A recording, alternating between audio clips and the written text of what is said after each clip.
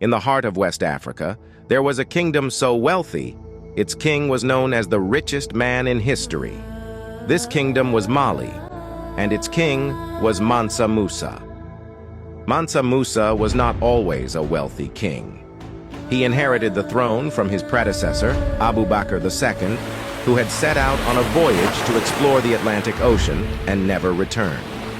Mansa Musa ascended to the throne in 1312 and inherited a kingdom rich in gold, ivory, and salt, thanks to Mali's control of the trans-Saharan trade routes.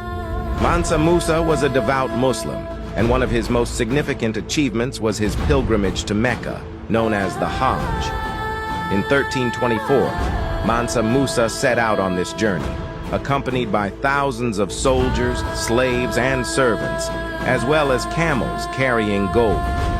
The journey was long and arduous, crossing deserts and mountains, but Mansa Musa was determined to fulfill his religious duty.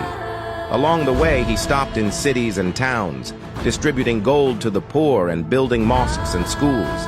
His generosity was legendary, and tales of his wealth spread far and wide. As Mansa Musa and his caravan made their way across the Sahara, they were greeted by curious onlookers and grateful recipients of his gifts. The caravan traveled for weeks, with Mansa Musa leading the way on his majestic camel, dressed in fine silk robes and surrounded by his entourage. Finally, after months of travel, Mansa Musa arrived in Mecca.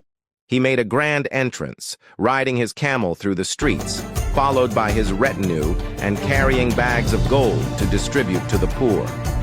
The people of Mecca were astonished by the wealth and generosity of this African king, and his pilgrimage became the talk of the town. Mansa Musa spent several weeks in Mecca, performing the rituals of the Hajj and praying at the sacred sites. He gave away so much gold that the local economy was thrown into chaos, and the price of gold plummeted for years afterward. But Mansa Musa did not care about the economic consequences of his generosity. He was fulfilling his religious duty and spreading the wealth of his kingdom to those in need. Once Mansa Musa returned to Mali from his pilgrimage to Mecca, he was determined to use his wealth and newfound knowledge to improve his kingdom. He embarked on a series of ambitious projects aimed at promoting education, Islam, and culture throughout Mali. One of Mansa Musa's most significant achievements was the construction of mosques and schools. He commissioned the building of mosques in Timbuktu, Gao, and other cities, which became centers of Islamic learning and scholarship. These mosques attracted scholars, poets, and artists from across the Muslim world, making Mali a beacon of culture and enlightenment. Mansa Musa also established libraries and universities where scholars could study the Quran, Islamic law, astronomy, and other subjects. These institutions attracted students from far and wide, further enhancing Mali's reputation as a center of learning. In addition to promoting education, Mansa Musa also worked to expand Mali's borders and influence. He launched several military campaigns, conquering cities and territories to the north and west of Mali. These conquests not only expanded Mali's wealth and resources, but also spread Islam to new regions. Mansa Musa's wealth and generosity were legendary, and he continued to distribute gold and gifts to the poor and needy throughout his kingdom.